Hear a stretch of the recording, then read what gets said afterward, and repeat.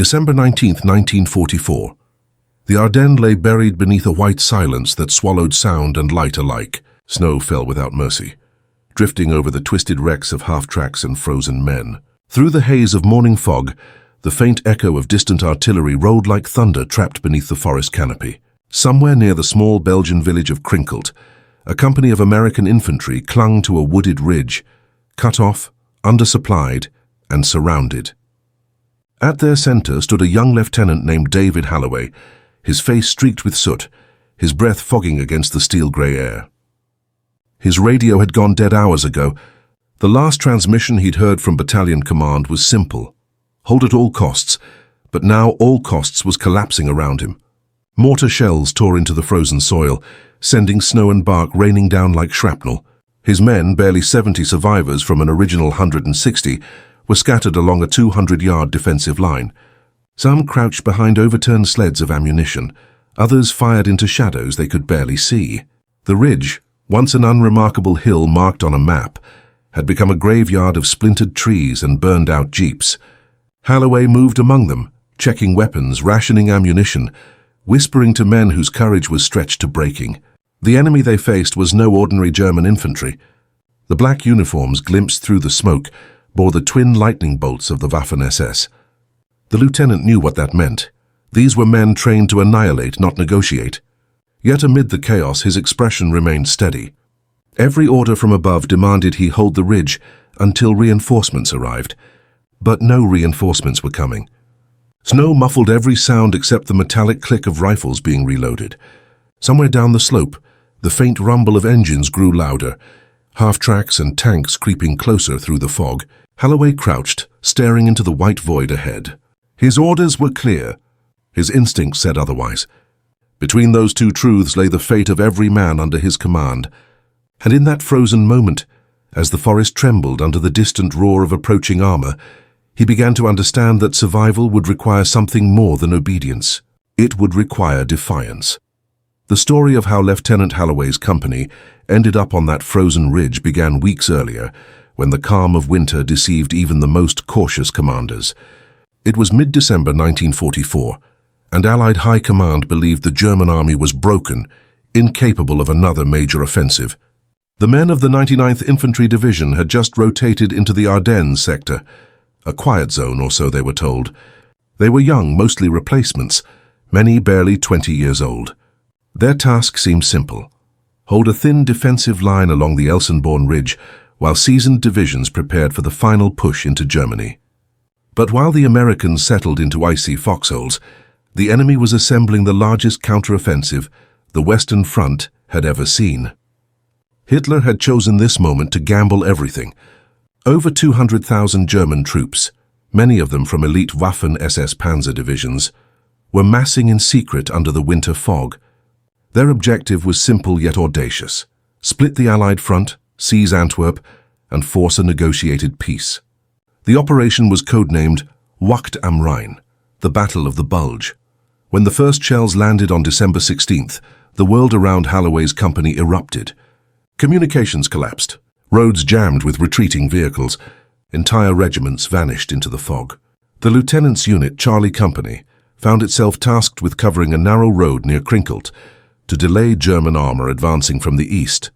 It wasn't supposed to be more than a few hours of resistance, but orders changed as chaos spread. The company was told to hold indefinitely.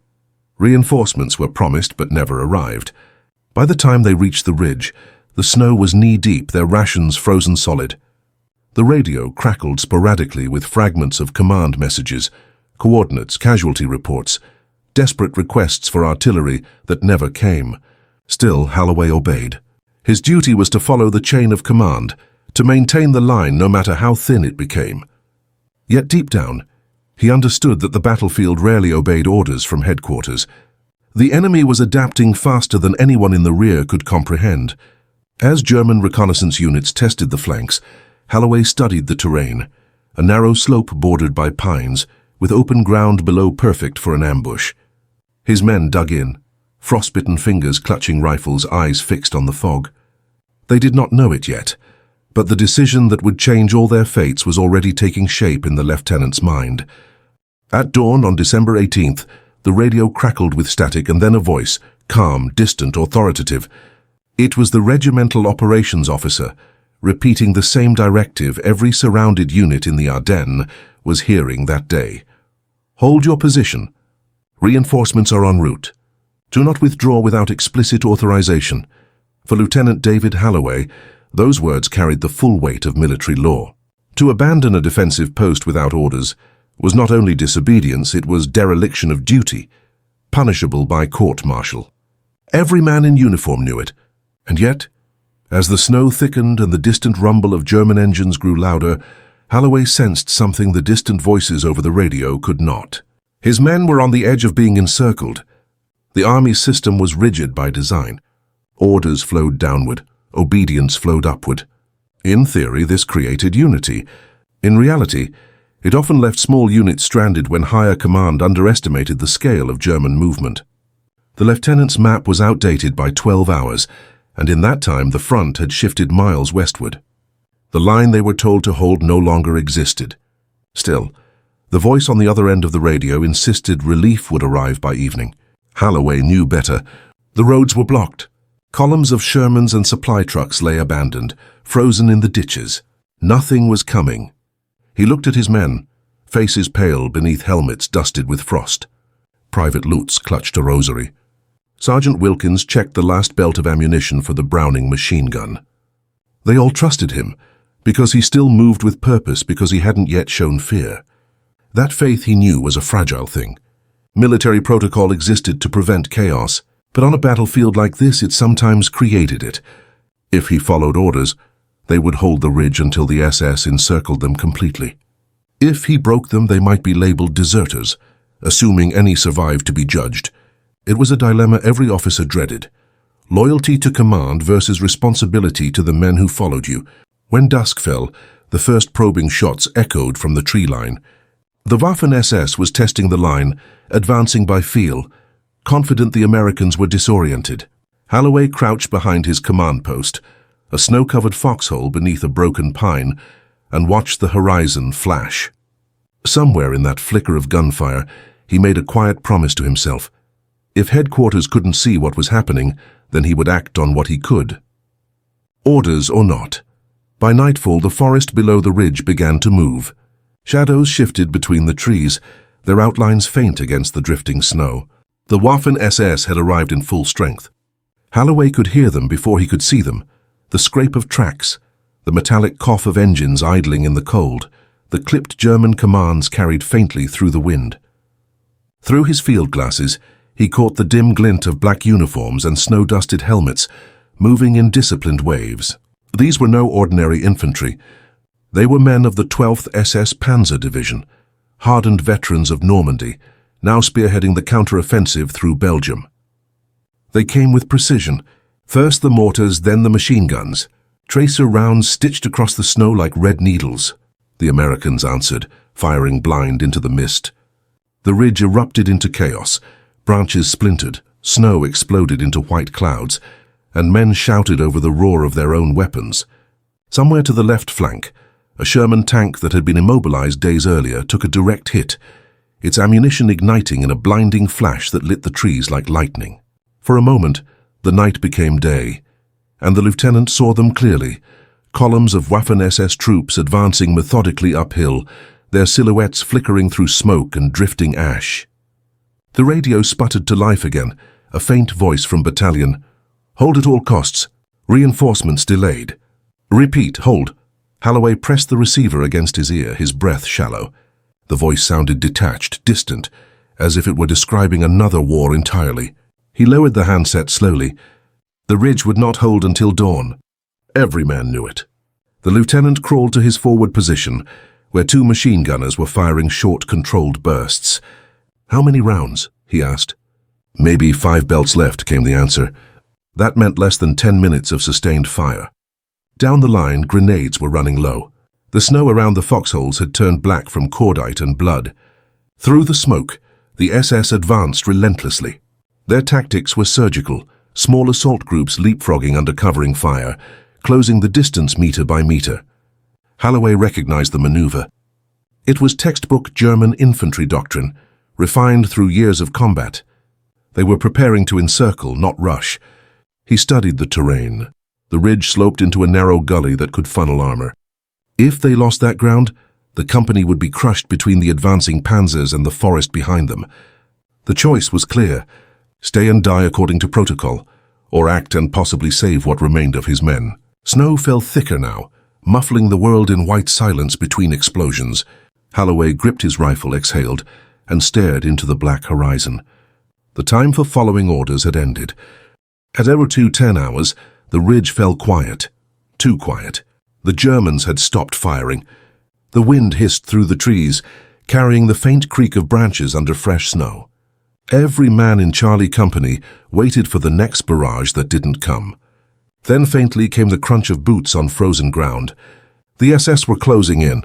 Halloway peered through the fog. He could see faint movements along both flanks, enemy patrols circling wide, cutting off escape routes. It was the prelude to encirclement.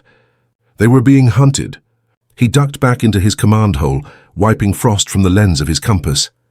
Orders said hold, but the map said death. The Germans were almost behind them. He'd seen it before. Units waiting too long for permission wiped out to the last man. His jaw clenched. He pulled off his glove, switched to a red pencil, and marked a new defensive line 200 yards back along a narrow logging road that led west toward a frozen stream bed. It wasn't ideal terrain, but it gave them one thing the current ridge didn't: cover from tank fire and a chance to regroup. When he gathered his platoon sergeants, their faces were ghostly in the weak glow of a covered flashlight. "We're moving," he said. "Now, silent withdrawal, 2 squads at a time. Leave the heavy gear." Sergeant Wilkins hesitated. "Sir, we don't have clearance to fall back." "You know what that means." Halloway looked him in the eye. "It means I'd rather face a court than a coffin." For a long second, nobody spoke. Then Wilkins nodded. "Yes, sir." The withdrawal began in darkness. Men crawled from foxholes, dragging weapons through the snow. The wounded were lifted onto makeshift sleds. To buy them time, Halloway ordered 2 gunners to stay behind with the last working Browning, covering the movement until he signaled. They understood what that meant. One of them, Private Langley, smiled faintly before disappearing back into the smoke. As the first squad slipped down the slope, the SS opened up again. Mortar flares lit the night, revealing silhouettes scrambling through the trees. Bullets cracked through the branches. Halloway shouted for his men to move faster, firing bursts from his carbine to keep the enemy's heads down. A shell exploded behind him, showering snow and earth. The last radio operator, crouched beside him, called out over the noise, "Lieutenant, battalion's asking for a status update." Halloway stared at the radio, then at the dark forest ahead. "Tell them we're adapting," he said. Then he smashed the handset with the butt of his rifle. By 0300 hours, Charlie Company had vanished from the ridge, leaving behind a field of broken weapons, blood, and the illusion of surrender. To the SS advancing through the snow, it looked like a retreat. In truth, it was a trap. The forest erupted at dawn, from the frozen stream bed below the ridge. Halloway's men opened fire with everything they had left. The Waffen-SS, confident they had routed the Americans, advanced in columns through the snow-choked gully, straight into overlapping fields of fire. Mortars hidden beneath pine boughs rained shells across the slope. Bars and M1 Garands barked in brutal rhythm, their reports echoing off the trees like thunder. Within seconds, the illusion of American retreat shattered. The SS found themselves ambushed by the very men they believed were fleeing. Halloway crouched behind a fallen log, his carbine braced across his forearm. His plan, improvised in darkness, worked perfectly. The withdrawal had lured the Germans into a natural kill zone. The gully offered no cover. It funneled their advance into a narrow corridor where every shot counted. Even so, it was chaos. Snow turned black with cordite. Men shouted orders drowned by explosions, and every breath came out as steam in the freezing air. To the west, Sergeant Wilkins directed his platoon, calling corrections for the mortars by memory after the radio was lost. To the east, a squad used captured German MG-42s to pin down flanking units, their ammunition running dangerously low. The Waffen-SS fought back with terrifying precision. A Panzer IV emerged from the tree line, its turret swinging toward the American line. "Panzer, front!" someone shouted. Halloway sprinted through the snow, waving a red flare toward his last remaining bazooka team. Private Evans dropped to one knee, aimed through the smoke and fired. The rocket struck the tank just below the turret ring, igniting a burst of orange flame that sent men diving for cover.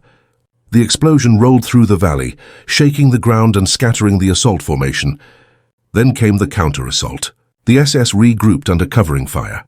Small squads charging uphill, throwing grenades with mechanical precision. One detonated near Halloway's position, blasting his helmet clean off and showering his face with ice and shrapnel.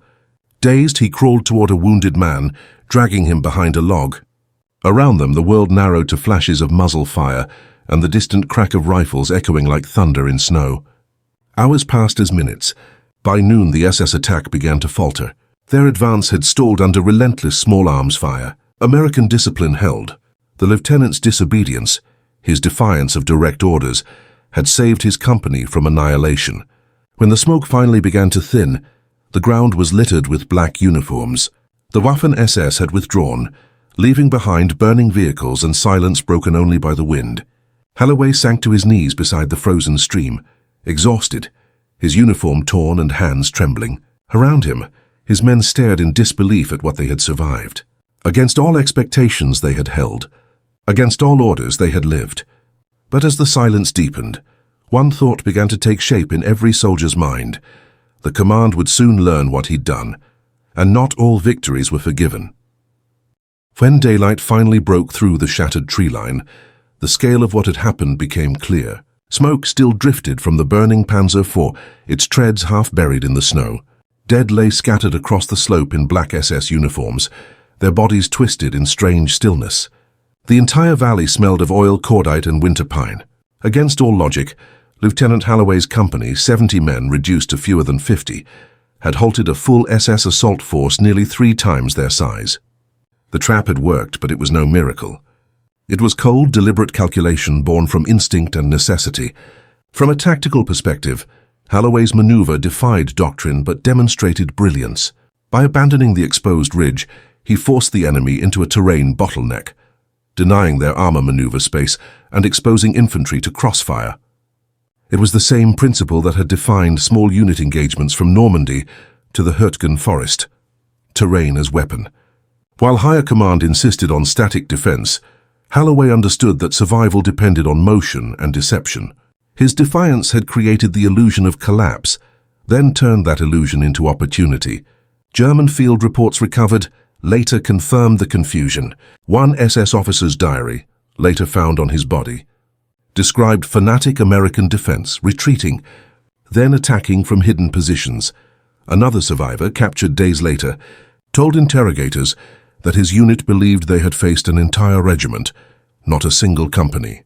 The ambush had shattered their timing and blunted their advance toward Krinkelt, forcing the division to reroute north. For 36 hours, that single decision altered the pace of the German push in the sector, buying precious time for the 2nd and 99th Divisions to establish a stronger defensive line farther west. Still, among the survivors, victory felt hollow. Every man knew what Halloway's choice meant. He had violated direct orders from regimental command, a cardinal sin in the U.S. Army. When the sound of friendly engines finally rumbled from the west, relief troops from the 38th Infantry trudged into view. The newcomers were stunned by what they saw. The makeshift defenses, the wreckage, the frozen bodies of SS troops strewn across the snow. One sergeant muttered, "They weren't supposed to last the night." Halloway greeted them quietly, his voice hoarse. "We adjusted the plan," he said simply. There was no boast, no anger, just exhaustion. The relief officer radioed headquarters. Objective secured. Heavy casualties. Lieutenant Halloway still in command. Within minutes, the message began traveling up the chain of command, stripped of context but heavy with implications. The battle was over, but a different kind of fight was about to begin. One fought not in the snow but in the language of reports and regulations. The battle ended as abruptly as it had begun. By afternoon, the forest lay quiet again, except for the crack of falling ice from shattered trees. The snow, once pure white, was churned to grey and red mud. The wind carried a low hum across the valley, passing over twisted wrecks, scattered helmets, and torn field jackets half buried in frost. Charlie Company, What remained of it gathered around makeshift fires, their faces hollow with fatigue and disbelief. No one spoke loudly. The survivors moved with the slow, uncertain rhythm of men who had seen too much in too little time. Lieutenant Halloway walked the perimeter in silence, checking every foxhole. He stopped at the fallen, kneeling briefly beside each man, reading the names stitched into frozen fabric. The two gunners who had stayed behind to cover the withdrawal were found near their machine gun, their final belt of ammunition spent. Halloway ordered their bodies carried to the edge of the ridge and covered with canvas. "We'll take them when we move," he said quietly. Though everyone knew they had no transport left, medics worked with what they had: rags for bandages, melted snow for water. A wounded private looked up at his lieutenant and asked, "Sir, did we win?" Halloway hesitated. "We're still here," he replied.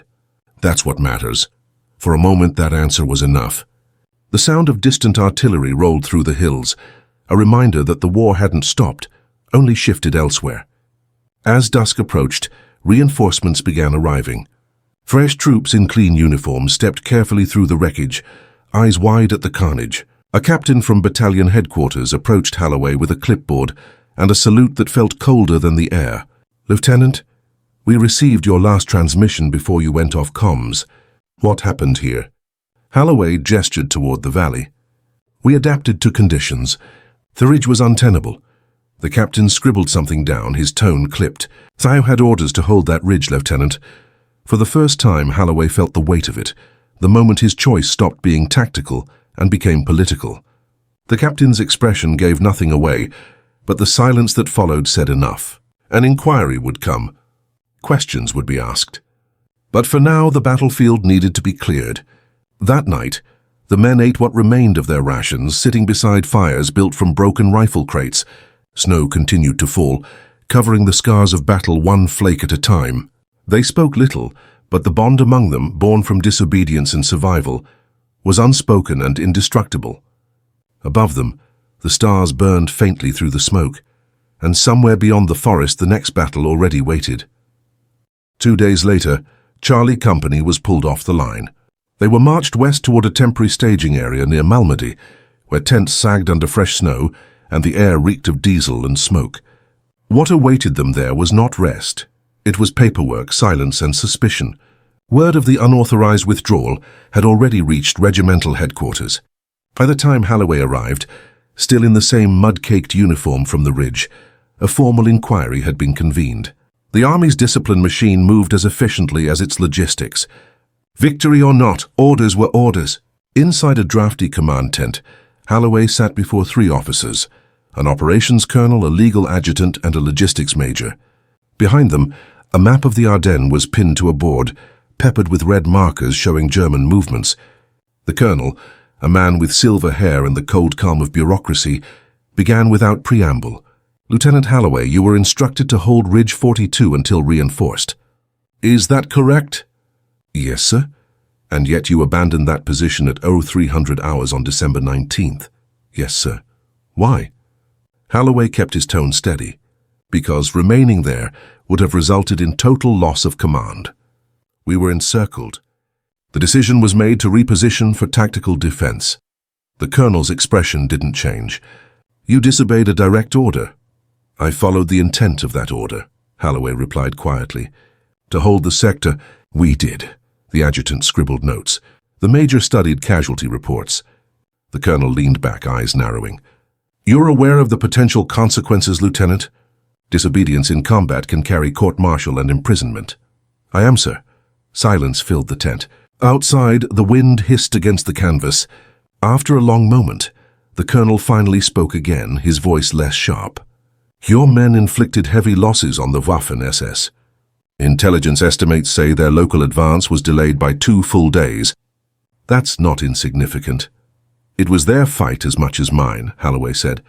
"I just made the call." The colonel glanced at the adjutant.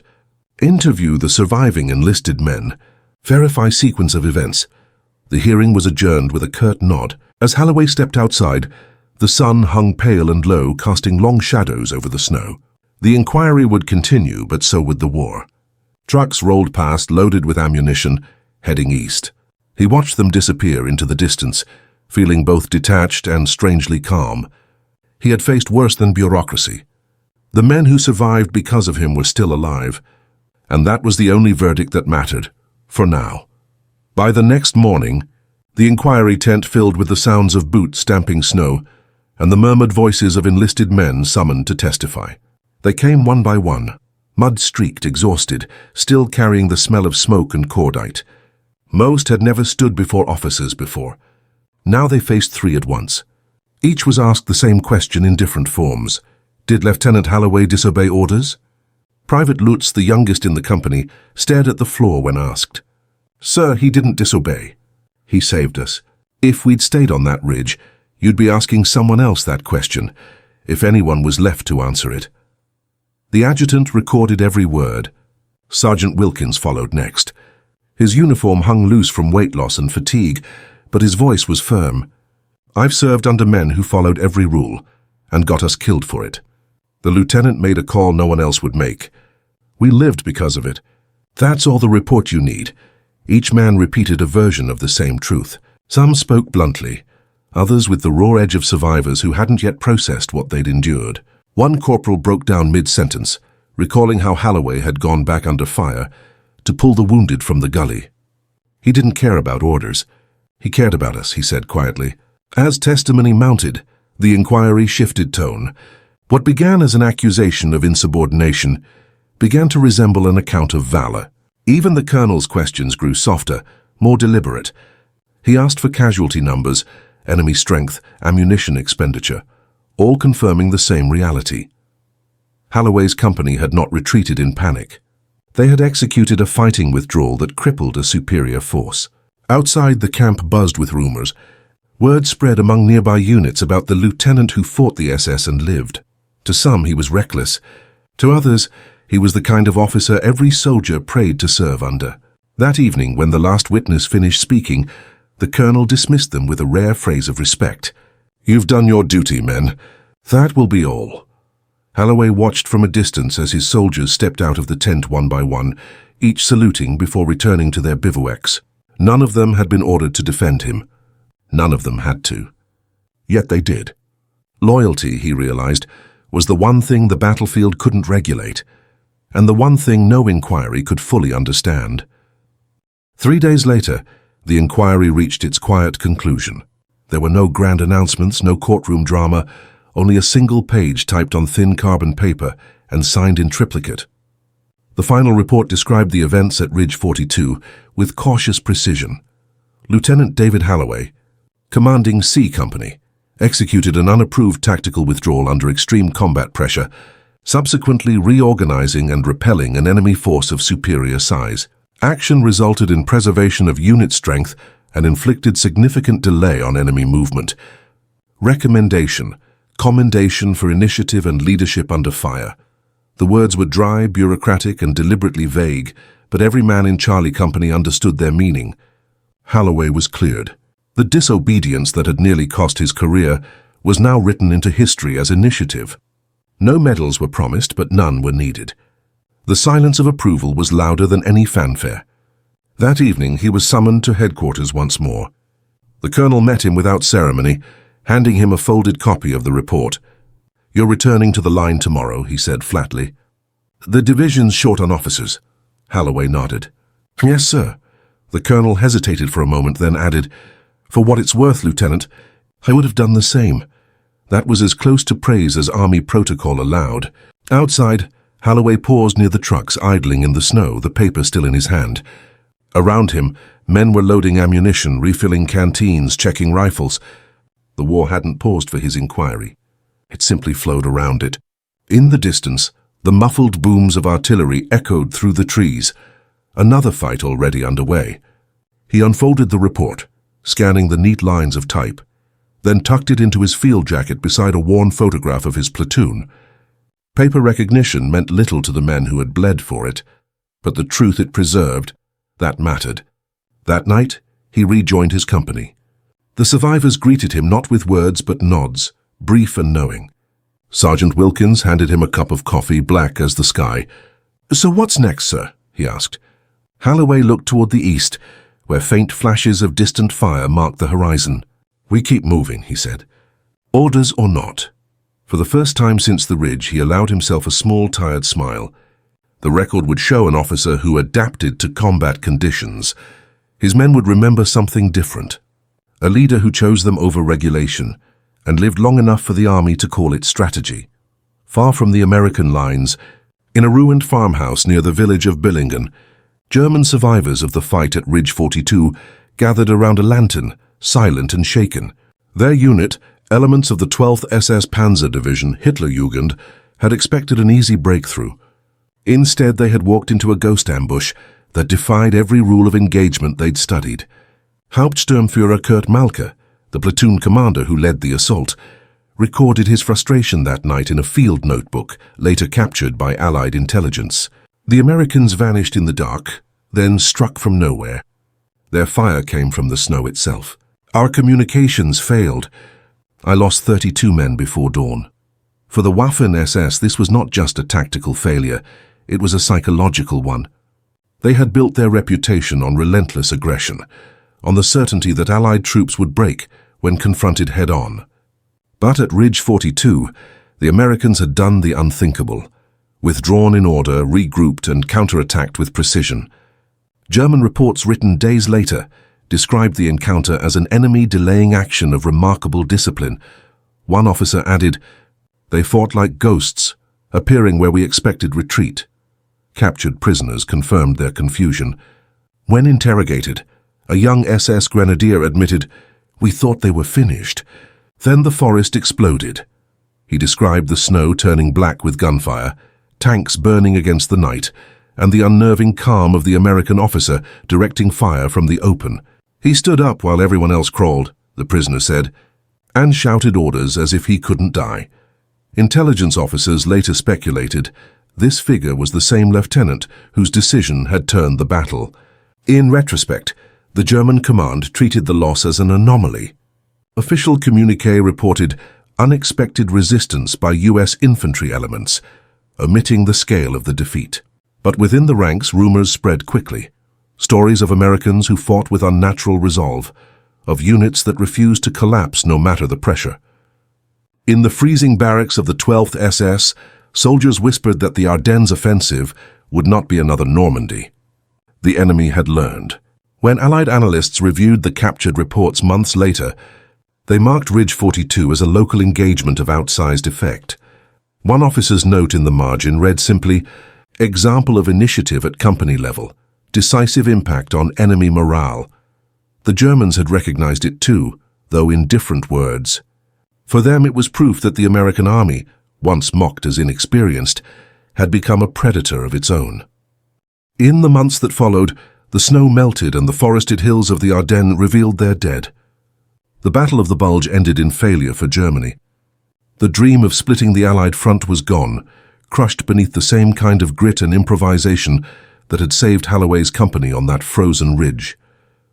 What no one in high command fully realized then was that small acts of leadership like his, quiet, defiant and unsanctioned, were rewriting how the U.S. Army fought.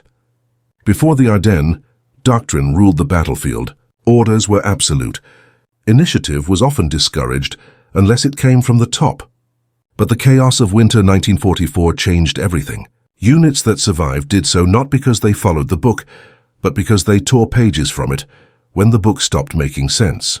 Halloway's maneuver became one of many unrecorded examples, studied quietly by operations officers in the months that followed. His decision to act on instinct, without approval, without certainty, reflected the same flexibility that would define American warfare in the decades ahead. In an after-action conference in March 1945, Tear Staff Major cited unauthorized field leadership under pressure as one of the key factors preventing total collapse in the early days of the Bulge. Though he never named Halloway, his words echoed the lieutenant's night on the ridge. The Army would later formalize that instinct into doctrine, mission-type orders, the principle that subordinates could adapt objectives as needed when isolated from command. What Halloway had done out of desperation became the blueprint for how future officers were trained to think. For the men who followed him, the legacy was simpler. Many of them would never fight again. Some were rotated home by spring, carrying scars they would not speak of for decades. Yet when they gathered after the war, in letters, reunions, quiet phone calls, they spoke of that night in tones usually reserved for miracles. "We should have died up there," one veteran told a historian years later. "But he didn't let us. He saw the field clearer than the generals." In 1947, a faded citation arrived in the mail, Bronze Star for heroic achievement in combat. It bore Halloway's name. He never mentioned it to his men. To him, medals were less important than the simple fact that the company came home. In the unspoken ledger of war, that was the only victory that counted. Yet history had taken note. The ridge no longer appeared on maps, but among those who studied the Bulge. It became shorthand for something timeless, the moment when courage and defiance became the same act. Years later, when the war was only a memory carved into monuments and textbooks, David Halloway returned to the Ardennes. It was early winter again, the trees bare, the air still. The ridge where his company had fought was almost unrecognizable, just a quiet slope beneath tall pines, the snow soft and unbroken. He walked slowly through the clearing, where the stream once froze over with the bodies of friend and foe alike. The echoes of battle had long faded, but the silence carried its own kind of weight. Every step felt like trespassing on ghosts. He stopped near the spot where the Browning machine gun had stood. Beneath the snow somewhere were fragments of the tripod they'd never recovered. He knelt and brushed the ground with his glove. Nothing remained but earth and ice. Time had done its work, erasing everything except memory. But in his mind, the night replayed with perfect clarity. The sound of rifles cracking in the dark, the snow turning black, the faces of men who refused to surrender. He could still hear the radio's last static whisper, "Hold at all costs." He had disobeyed that order, and in doing so fulfilled it more completely than anyone could have written. The army called it initiative. His men called it survival. He never corrected either version. In the decades that followed, historians would cite the battle at Ridge 42 as a textbook case of adaptive command, how small unit leadership under pressure could alter the outcome of larger operations. Yet for Halloway it was simpler. It wasn't theory or doctrine. It was a choice made in the dark, when rules failed and only conscience remained. He had acted not from ambition but from duty, the kind that isn't written in manuals. As evening fell, he stood at the crest of the ridge and looked west. The wind whispered through the pines, bending them the way it had that night in 1944. Snowflakes drifted gently down, covering his footprints as fast as he made them. Before turning to leave, he removed his cap and let the cold bite against his skin. "For them," he murmured almost to himself. Then he walked away, the sound of his boots fading into the hush of winter. Behind him the forest swallowed the past once more. The ridge remained nameless, unmarked by monuments or medals. Yet for those who had lived it, it stood forever as a quiet symbol of what courage truly meant. Not blind obedience, but the strength to break orders when humanity demanded it. And in that frozen stillness, the story of one lieutenant who defied command to save his men found its final piece.